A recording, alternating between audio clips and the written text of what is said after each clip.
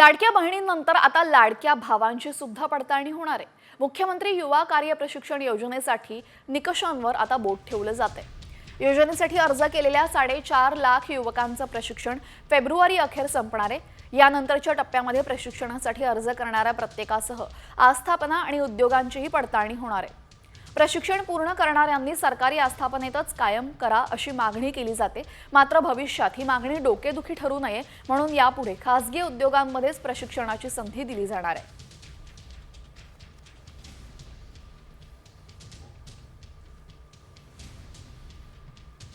दरवर्षी प्रशिक्षणार्थींना 10 लाख रुपये मिळतात। प्रशिक्षण 6 महिन्याचा कालावधी आहे।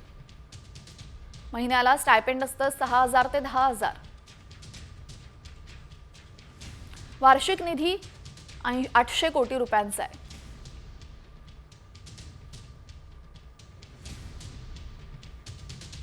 तर लाडका भाऊ योजना आपण पाहिलेली आहे। लाडक्या भावांची सुद्धा आता पडताळणी होणार आहे। अर्जदार आस्थापना उद्योगांची पडताळणी होणार असून आता सीएम युवा कार्य प्रशिक्षण योजनेची पडताळणी होणार आहे। अर्जदारांचा आस्थापना आणि उद्योगांची सुद्धा पडताळणी केली जाईल। यासोबतच सरकारीच्या ऐवजी खासगीमध्ये त्यांना जास्तीत जास्त संधी दिली जाणार असल्याची माहिती सुद्धा समोर येते। सीएम युवा कार्य प्रशिक्षण योजनेची पडताळणी आता सुरू होणार आहे। गेल्या काही दिवसांपासून लाडकी बहीण योजनेसंदर्भात आपण बातम्या पाहिल्या असतील। लाडकी बहीण योजनेच्या निकषांवर बोट ठेवून सर्व निकषांचं अगदी काटेकोर पालन केलं जात आहे।